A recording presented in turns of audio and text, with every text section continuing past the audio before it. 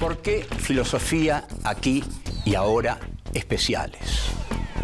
Hay temas insoslayables de pensar, de reflexionar y ofrecer nuestra propia interpretación de los hechos históricos. El Islam y los Estados Unidos, los dos dicen tener a Dios de su lado. La guerra del Paraguay es un genocidio silenciado. Había que liquidar al Paraguay. El Paraguay de Francisco Solano López. Vamos a hablar de literatura y política para pensar el compromiso del escritor. Los ejemplos de Sartre, Rodolfo Walsh, como el Eternauta de Oestergel que dice: desde ahora estamos solos, completamente solos. ¿Quiénes pensaron la Argentina de otra manera? John William Cook. El peronismo es el hecho maldito del país burgués. Raúl Scalabrini Ortiz Queda en el recuerdo de todos como uno de los principales representantes del pensamiento nacional y popular. El imperativo más profundo que tenemos: pensar por nosotros mismos. Filosofía aquí y ahora especiales. La guerra del Paraguay, la triple infamia. 1. Intelectuales contra la guerra. 2. El coloniaje doméstico. 3. Victoria o muerte. 4. La derrota de la causa federal.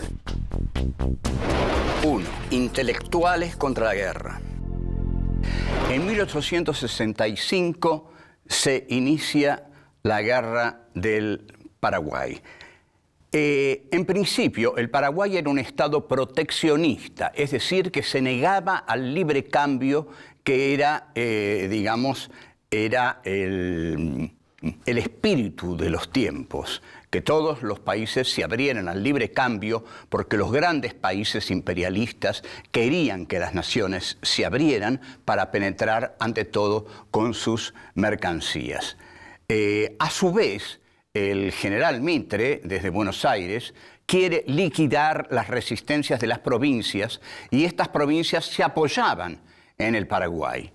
Y en caso de que Urquiza se uniera a ese frente sería muy poderoso para Buenos Aires.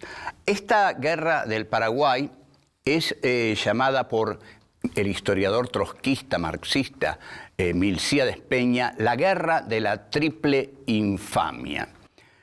Hay muchos intelectuales de gran valor que se oponen a esta guerra.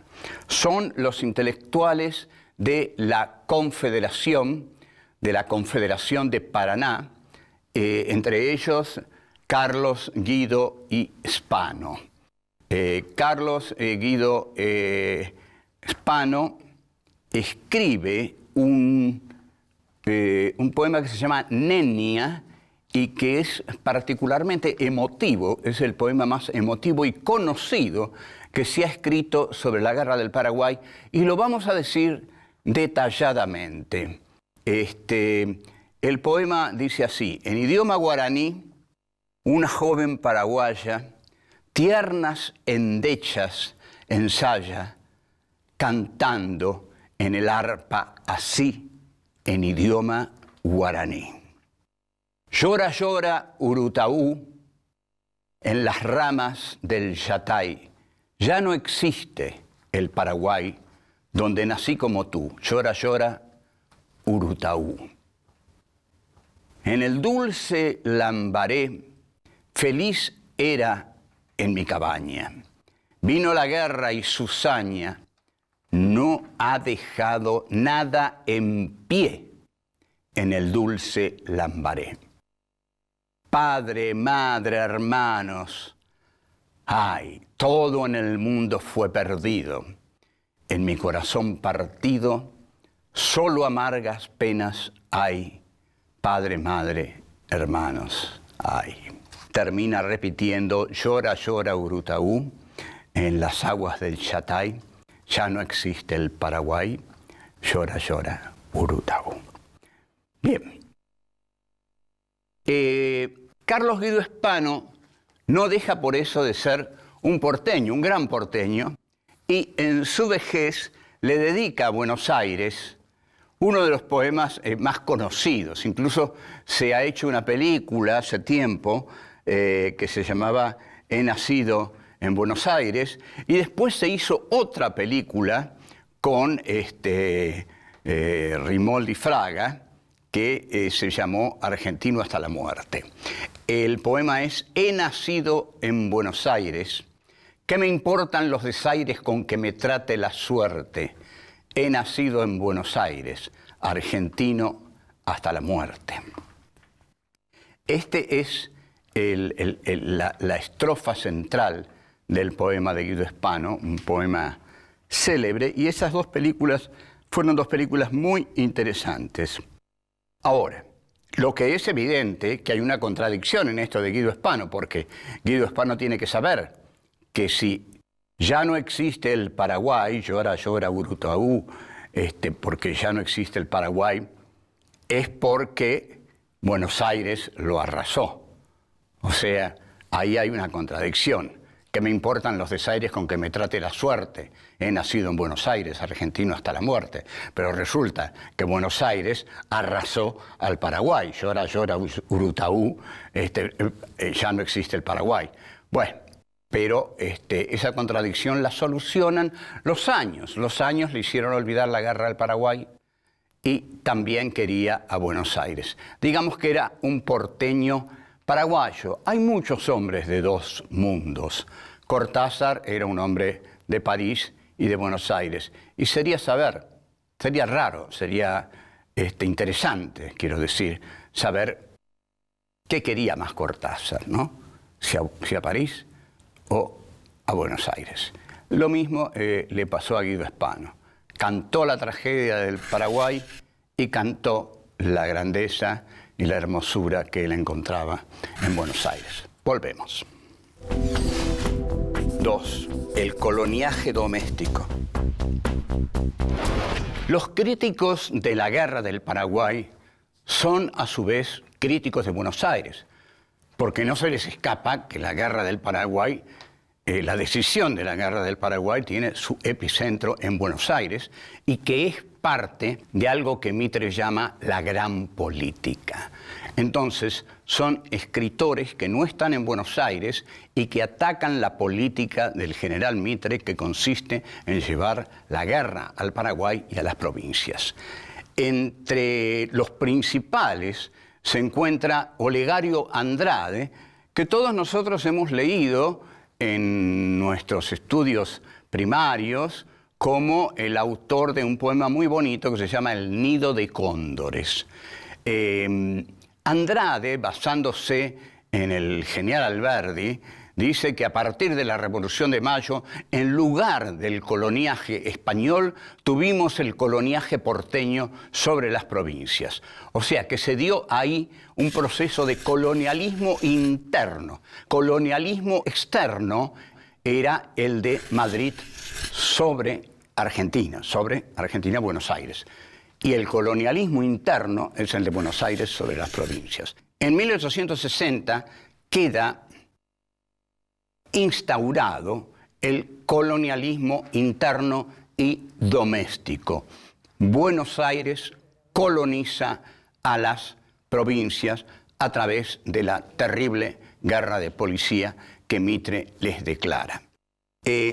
Desde 1810, desde la Revolución de Mayo, Buenos Aires quiere el monopolio del comercio exterior. Por algo tiene ese poderoso puerto, tiene la aduana, entonces quiere llenarse de dinero con el monopolio del comercio exterior. La metrópoli, dice Olegario Andrade, había cambiado de nombre. La metrópoli ahora ya no se llamaba Madrid, se llamaba Buenos Aires. Y el país esclavo ya no era la Argentina, eran las provincias interiores. Estos son hombres que es muy interesante porque son escritores comprometidos, escritores que piensan su presente, que se juegan en su presente, se juegan con gran valentía. José Hernández, Rafael Hernández, Olegario Andrade, Guido Spano, Juan María Gutiérrez, Juan Bautista Alberdi, brillantes intelectuales que estaban contra Mitre. dicen a su vez que los caudillos fueron inventados por Buenos Aires.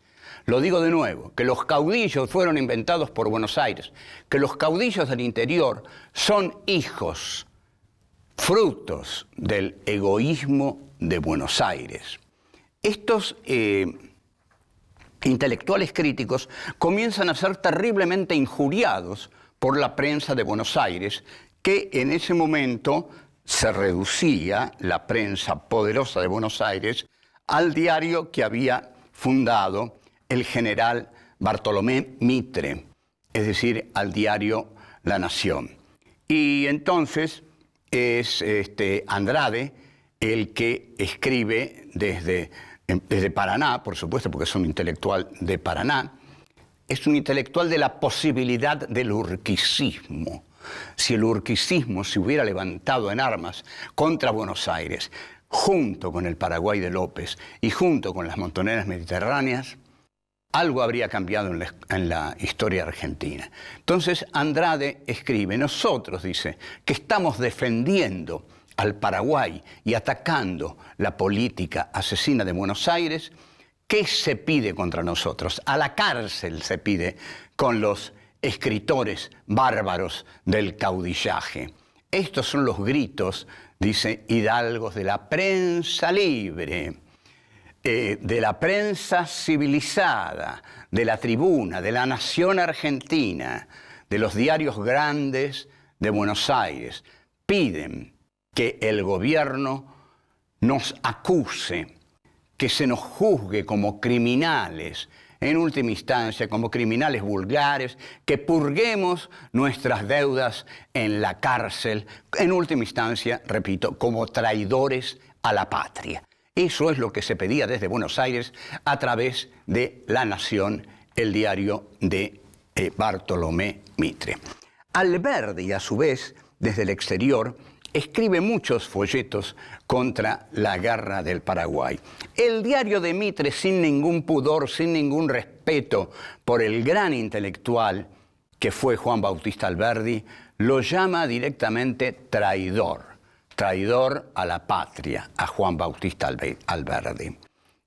Alberdi escribe varios textos sobre la guerra del Paraguay, todos muy lúcidos, defendiendo la guerra del Paraguay, pero señalando siempre que la verdadera solución de la guerra del Paraguay es permitir que el Paraguay libremente tenga relaciones comerciales con Inglaterra. Es decir, Alberdi sigue observando, señalando que el motor de la historia es Inglaterra, como creían en ese momento todas las élites intelectuales del mundo.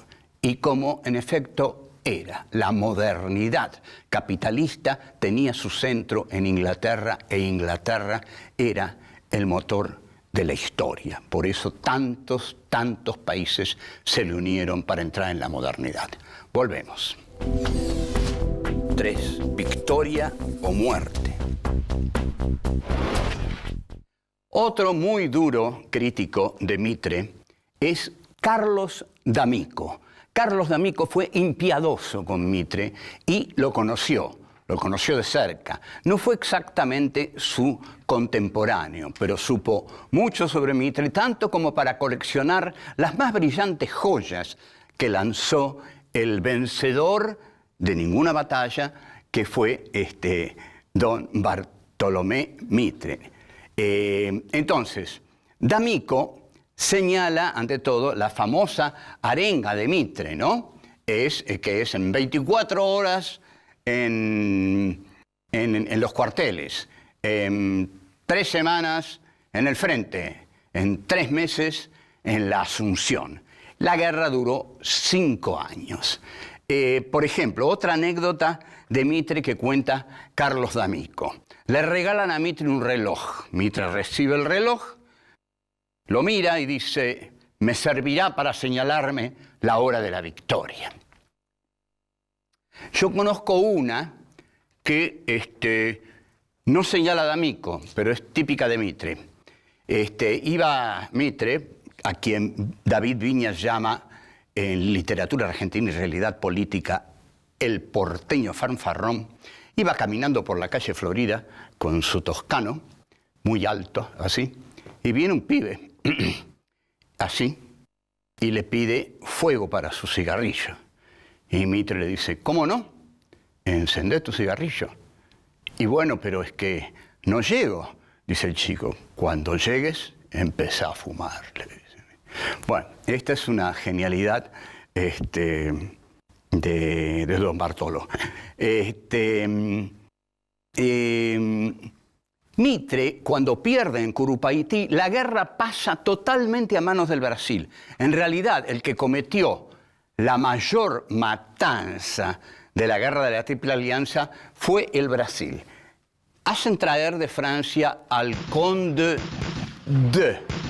Este Conde de era impiadoso, un matarife, y toma el comando de las fuerzas del Brasil. Los brasileños son muy despiadados con los paraguayos. Mitre, entre tanto, se ha ido de la guerra, la abandonó después de Curupaytí y se dedica a cazar gauchos por el interior de las provincias argentinas. Hay un historiador brasileño, y más de uno, y algunos argentinos también, que dicen algo bastante sensato. Es decir, si en los últimos momentos de la guerra, don Francisco Solano López envía al frente a enfrentar a las tropas del Conde de, a los terribles brasileros, a niños de 10 años, pintándoles bigotes y pintándoles barba, eso suena muy, quizás, heroico, desesperado, pero los historiadores brasileños dicen, es verdad, Brasil mató muchos paraguayos y mató a esos chicos. Ahora, dice el historiador brasileño, ¿qué necesidad tenía Francisco Solano López de mandar chicos de 10 años a pelear con guerreros experimentados? Lo que ocurre también es que Solano López quería un final de holocausto para el Paraguay. Y la palabra, la consigna era vencer o morir, que es muy parecida a la consigna que Hitler dio en los últimos días de Alemania y que incluso le dio al mariscal Rommel después de la derrota del Alamein. Quédese ahí, victoria o muerte. En esta guerra, por lo tanto, no hay buenos, no hay malos, aunque cuando tres naciones se unen contra una, cualquiera se pone del lado del más débil. Pese a quizás error final de Francisco Solano López, de querer morirse con todos los paraguayos, aún con los niños y aún con las madres, porque cuando las madres pedían permiso a los brasileros para ir a buscar los cadáveres de sus hijos, los brasileros las mataban también. Les decían, sí, vayan, y cuando las tenían a tiro, las mataban. Es una guerra terrible, donde todos se equivocaron, donde todos mataron, pero donde tres potencias, manejadas por un imperio, financiadas por un imperio, aniquilaron a un pequeño país que se protegía del arrasamiento de las mercancías británicas porque simplemente quería hacer las suyas propias, quería un desarrollo autónomo en América Latina, y ese era un ejemplo muy incómodo para todos, de modo que había que erradicarlo. Nada de desarrollos autónomos en América Latina, nada de proteccionismo, nada de estatismo. Había que seguir la huella del libre cambio del occidente capitalista encarnado en el Imperio Británico, y eso se hizo. Y eso fue lo que se hizo. Y ahí se selló la suerte de ese pequeño pero poderoso país que fue el Paraguay de don Francisco Solano López. Volvemos. 4. La derrota de la causa federal. ¿Qué se le critica a Mitre? Nosotros reconocemos que Mitre ha escrito 2 valiosos libros de historia y que hay que leerlos, porque no es cuestión de ignorarlos. Pero Mitre hizo una política que había que hacer, pero la hizo del peor modo, porque había que hacer. Es decir, la clase dominante que ganara la guerra civil iba a abrir el país al mercado británico. El mercado británico iba a penetrar en el país con sus mercancías como taller del mundo y la Argentina le iba a vender los ganados y las mieses. Pero al hacer esto, al dejar penetrar la mercancía británica, Buenos Aires destruye todo posible desarrollo autónomo, industrial, por incipiente que fuera, de las provincias argentinas, a las que condena al atraso, al hambre y al subdesarrollo permanentes. Con la derrota del Paraguay, para Inglaterra y para Argentina y para Brasil, que es Inglaterra, ¿no?, se abre paso al capitalismo moderno y se cierra algo que ellos llamaban la China de América. China había sido abierta al capitalismo a cañonazos por Inglaterra. Paraguay es abierto a cañonazos por la Triple Alianza. Esta guerra, además, tiene la característica definitiva de haber sido financiada por la banca Baring y por la banca Rothschild. No lo estamos inventando, no estamos diciendo que este país fracasó por los malos de afuera. Los malos de afuera no eran los malos de afuera, hacían sus negocios. Entonces la banca Rothschild, la banca Baring vieron que era necesario destrozar ese pequeño país para tener el algodón que no conseguían ya por la derrota del sur.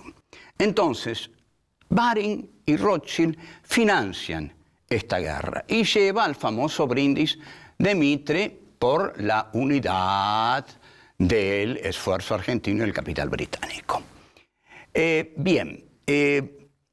Esta guerra del Paraguay es una guerra ignorada, tapada, sofocada, porque es una guerra vergonzosa para los vencedores. 3 contra 1 y aniquilaron hasta el último hombre. Es vergonzoso. Además, derrotan al Paraguay porque el Paraguay está a favor de la causa federal argentina. Y el mitrismo necesitaba liquidar la causa federal argentina porque era la causa de las provincias. Y el mitrismo tiene que imponerse a las provincias, sofocarlas, derrotarlas, y Buenos Aires debe triunfar. Entonces, liquidar al Paraguay, liquidar a las provincias y someter al sometible Justo José de Urquiza, que era muy abierto a las propuestas tan dulces que le ofrecía Buenos Aires. Otro proyecto habría sido unir a las provincias sin condenarlas a la miseria. ¿Por qué ese afán de condenar a las provincias a la miseria? Y bueno, porque Buenos Aires quería triunfar y dominar con seguridad. Se domina con mayor seguridad a unas provincias miserables que a unas provincias más o menos prósperas. La tarea es más fácil.